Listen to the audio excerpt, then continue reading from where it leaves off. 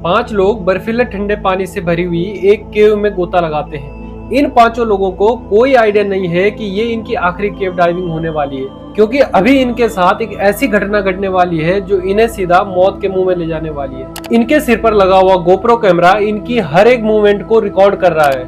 ये केव डाइविंग की घटना इतिहास के सबसे खतरनाक और दिल दहला देने वाली घटनाओं में से एक है।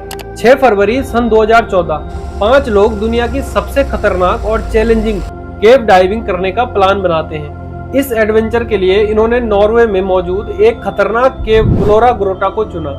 प्लोरा केव पहले से ही बदनाम थी, क्योंकि प्लोरा केव के अंदर ऐसे कई हादसे पहले भी हो चुके हैं जिनमें लोगों को अपनी जान भी गंवानी पड़ी। लेकिन बावजूद इसके इन 5 लोगों ने केव डाइविंग के लिए इसी खतरनाक केव को चुना।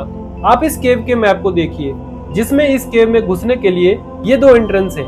इस केव का सबसे खतरनाक हिस्सा यह वाला है जो कि सतह से लगभग 430 फीट गहरा है और नॉर्थन यूरोप की यह सबसे बड़ी केव है जो पानी से भरी हुई है, और यह केव 3 किलोमीटर तक लंबी है। आप ये मानकर चलिए कि किसी आम इंसान का इस केव के अंदर घुस पाना नामुमकिन है, लेकिन फिर भी इन 5 लोगों ने इसी केव को चुना। इसका कारण यह है कि यह 5 लोग सर्टिफाइड केव डाइवर्स थे जो पहले भी इस तरह की खतरनाक केव्स में जा चुके थे, और इन 5 में से 2 लोग ऐसे थे जो इस केव में पहले भी जा चुके थे। पिछली बार ये दोनों लोग केव के इस रास्ते से घुसकर केव को एक्सप्लोर करते हुए इस वाले रास्ते से बाहर निकले थे।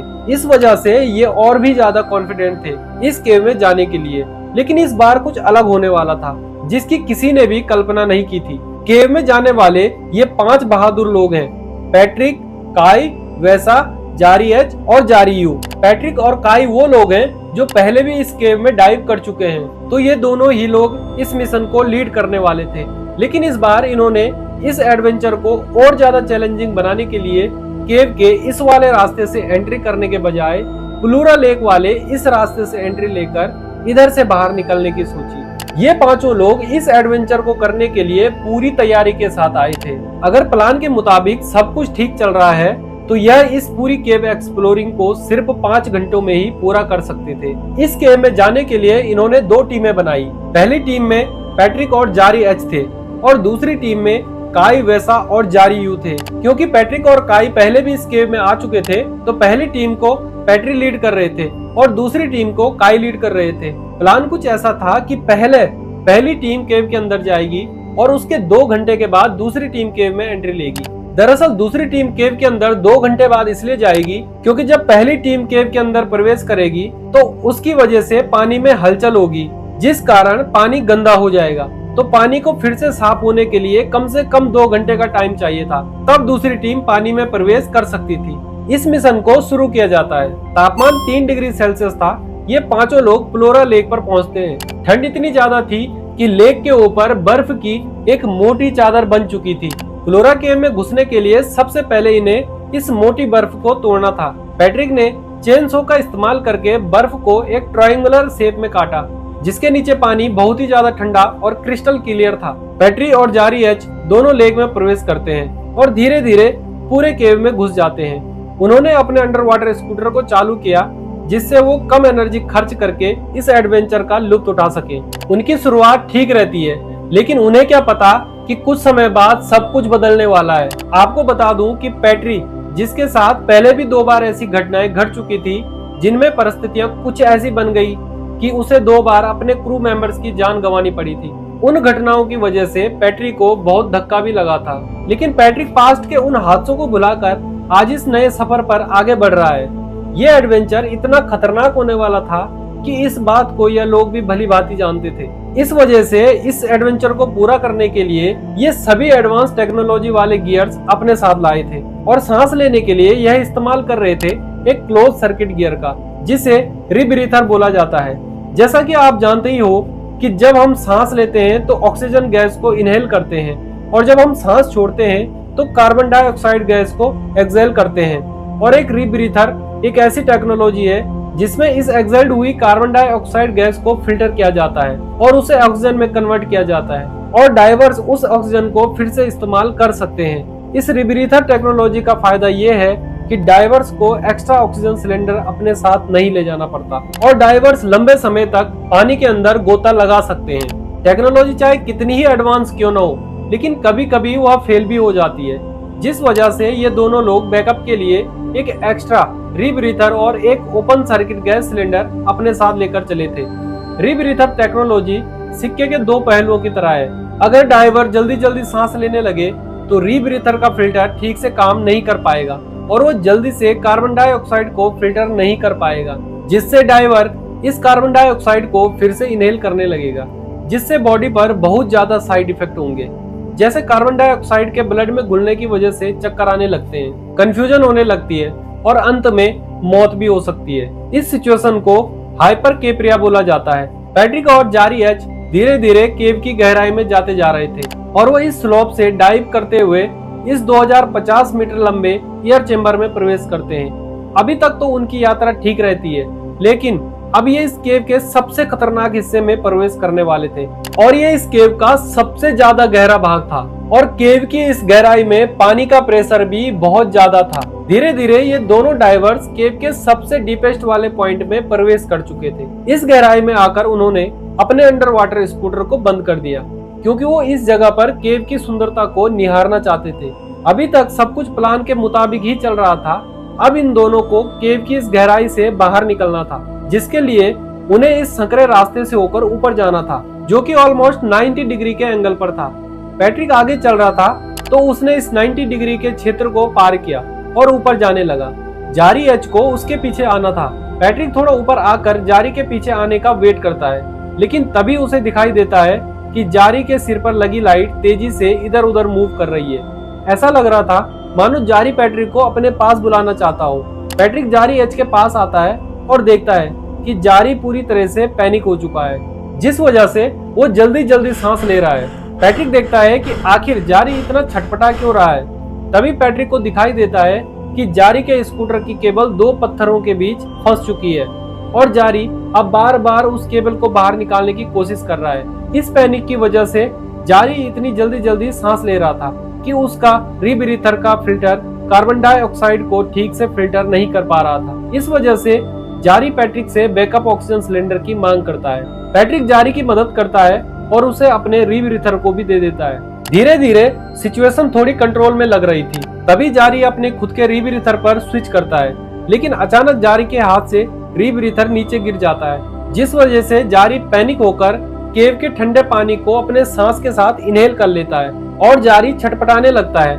पैट्रिक को समझ आ जाता है कि अब जारी नहीं बच सकता और पैट्रिक अब इमोशनली चैलेंजिंग डिसीजन लेता है और जारी एच को वहीं पर छोड़कर आगे बढ़ जाता है। लेकिन अब परेशानी ये थी कि इतनी गहराई में उसे इस सिचुएशन को हैंडल करते हुए बहुत ज्यादा समय गुजर जाता है, जिस वजह से पैट्रिक के लिए डिकम्प्रेशन सिकनेस का खतरा बढ़ता जा रहा था।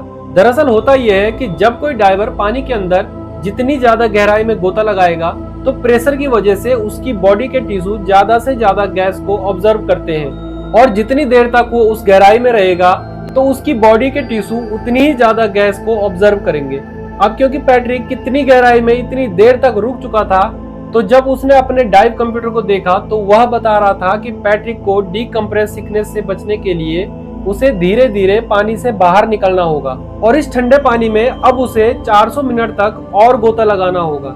डाइव कंप्यूटर की स्क्रीन पर इस वार्निंग को देखकर पैट्रिक को विश्वास ही नहीं हो रहा था, क्योंकि इस घटना से ठीक पहले डाइव कंप्यूटर सिर्फ 120 मिनट ही दिखा रहा था और यह सब घटना घट रही थी 430 फीट की गहराई में और अब तक 2 घंटे गुजर चुके थे। दूसरी टीम जो अभी बाहर थी उसे कोई भी आइडिया नहीं था कि केव के अंदर आखिर चल क्या रहा है। 2 घंटे के बाद दूसरी टीम के यह तीनों लोग भी फ्लोरा केव में गोता लगाते हैं और उन्हें करीब 1 घंटे से कम का समय ही लगा होगा कि वो तीनों केव के उसी डीपेस्ट वाले पार्ट में पहुंच जाते हैं। तीनों धीरे धीरे केव के डीपेस्ट एरिया को पार करते हुए उस 90 डिग्री के टर्न के पास पहुंचते हैं। तभी उन्हें एक टीम की साउंड सुनाई देती है, जो कि जारी एच के इक्विपमेंट से आ रही थी। इन तीनों डाइवर्स में वैसा सबसे आगे चल रहा था, काई पीछे और जारी यू दोनों के बीच में था। वैसा को जारी एच की बॉडी दिखाई देती है, जो कि मर चुका था। यहाँ पर अब परेशानी ये थी कि जारी एच की वजह से केव का वह पतला वाला हिस्सा ब्लॉक हो चुका था और जैसा कि अभी मैंने आपको बताया कि केव की इतनी गहराई में ये जितनी ज्यादा देर रुकेंगे उतना ही ज्यादा इनके लिए डीकम्प्रेशन सिकनेस का खतरा बढ़ता जाएगा। इतनी गहराई में डिले होने की वजह से इन तीनों की हालत खराब होने लगी थी और इतनी गहराई में जारी यू के इक्विपमेंट फेल हो जाते हैं। उसका रीब्रीथर ठीक से काम नहीं कर पा रहा था। जारी यू बैकअप ऑक्सीजन सिलेंडर से सांस लेने की कोशिश करता है, लेकिन केव की इतनी गहराई में दबाव इतना ज्यादा था कि जारी यू इस प्रेशर को हैंडल नहीं कर पाता और तड़प तड़प कर केव की उस गहराई में वो अपना दम तोड़ देता है। अब सिचुएशन कुछ इस तरह से थी कि सबसे आगे जारी एच की बॉडी रास्ते को ब्लॉक किए हुए थी। उसके पीछे वैसा इस सिचुएशन को हैंडल करने की कोशिश कर रहा था। वैसा के पीछे जारी यू की बॉडी थी जिसने केव के डीपेस्ट वाले पार्ट को ब्लॉक कर रखा था और सबसे पीछे काई था। काई को समझ आ चुका था कि आगे केव में कोई न कोई बड़ी दुर्घटना घट चुकी है, तो इस वजह से काई फैसला लेता है कि वो अब आगे न जाकर पीछे लौटेगा और काई पीछे की ओर लौटने लगा। अब परेशानी ये थी कि काई के पास ऑक्सीजन की बहुत कमी थी और काई का डाइविंग कंप्यूटर डीकम्प्रेशन स्ट्रोक की वार्निंग दिए जा रहा था। मतलब अब सिचुएशन कुछ ऐसी थी कि अगर काई डीकम्प्रेशन सिकनेस से बचना चाहता है तो उसे धीरे धीरे इस केव से बाहर निकलना होगा, लेकिन उसके पास पर्याप्त ऑक्सीजन की सप्लाई नहीं है, तो वो ऑक्सीजन की कमी से ही मारा जाएगा। तो काई ने फैसला लिया कि वह डीकम्प्रेशन सिकनेस का रिस्क लेगा और इस केव से तेजी से बाहर निकलने की कोशिश करेगा। दूसरी ओर जैसे तैसे करके जारी एच की बॉडी को हटाकर आगे बढ़ता है। इधर काई इतनी तेजी से आगे बढ़ रहा था कि उसने अपने कई डीकम्प्रेशन स्ट्रोक को स्किप कर दिया था और वो एयर चैम्बर तक पहुंच चुका था। पहले तो काई को लगता है कि वो यहाँ पर रुके और रेस्क्यू टीम का वेट करे, लेकिन इस जगह पर रेस्क्यू करने की उम्मीद भी बहुत कम थी। अब सिचुएशन कुछ इस प्रकार से थी कि पैट्रिक, वैसा और काई तीनों इस केव से बाहर निकलना चाह रहे थे, लेकिन तीनों को कोई आइडिया नहीं था कि इस दुर्घटना में कौन कौन मारा जा चुका है और कौन कौन बचा है। पैट्रिक डीकम्प्रेशन सिकनेस को ध्यान में रखते हुए धीरे धीरे आगे बढ़ रहा था, लेकिन काई और वैसा बहुत तेजी से आगे बढ़ रहे थे।